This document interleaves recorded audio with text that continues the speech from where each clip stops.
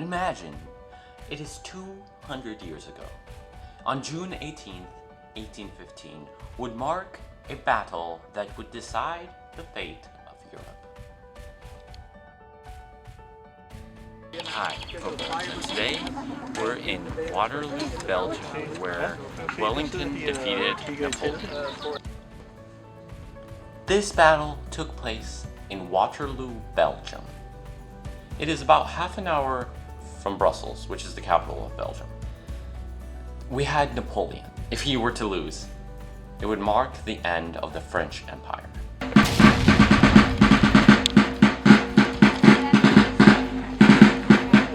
Napoleon rose to the ranks of the French army during the French Revolution, where chaos stormed France, and Napoleon took charge of the French government.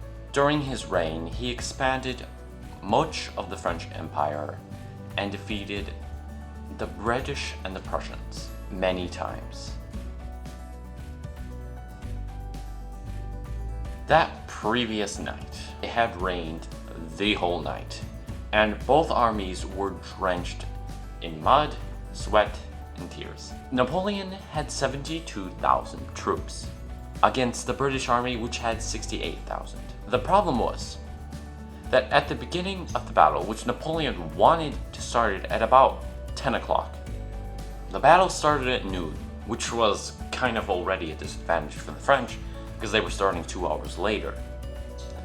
And so the battle raged on. Napoleon attacked. He tried to take a few cities. He failed.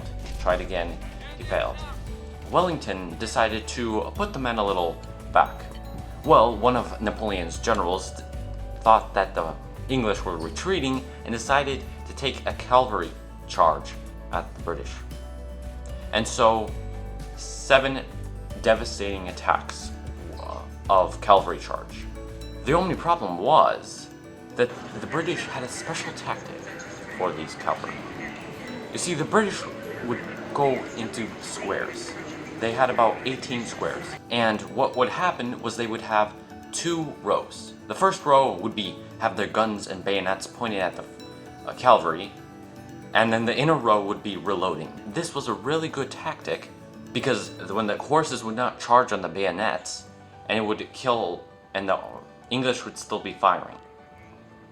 So the cavalry couldn't get through. The only problem with this formation is that artillery can blow you to pieces because you're crammed into a small square. So that's exactly what the French did. They did cavalry retreated, artillery fired. 7 of these attacks. The English were tired, exhausted, and hungry.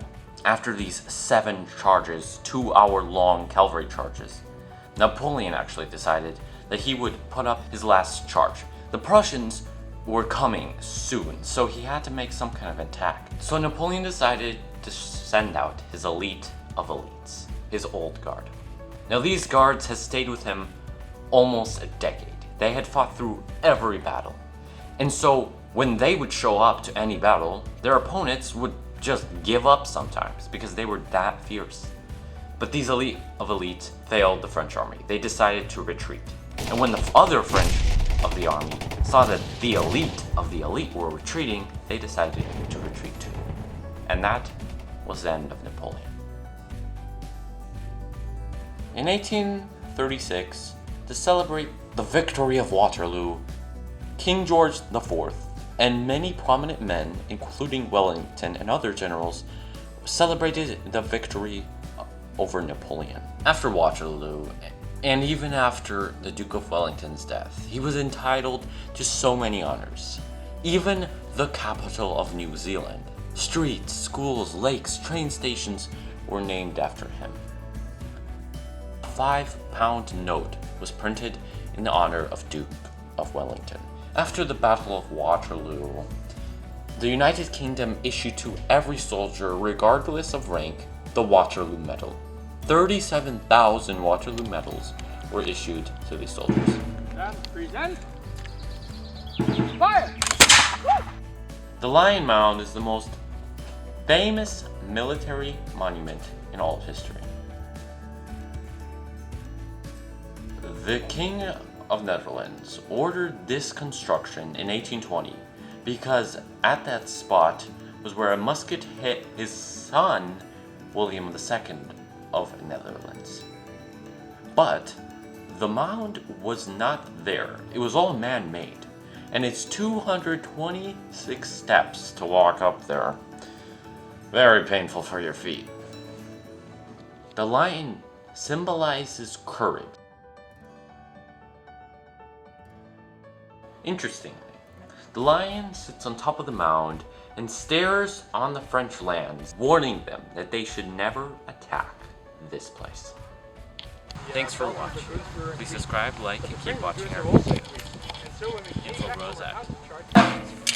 Left, right, left, halt!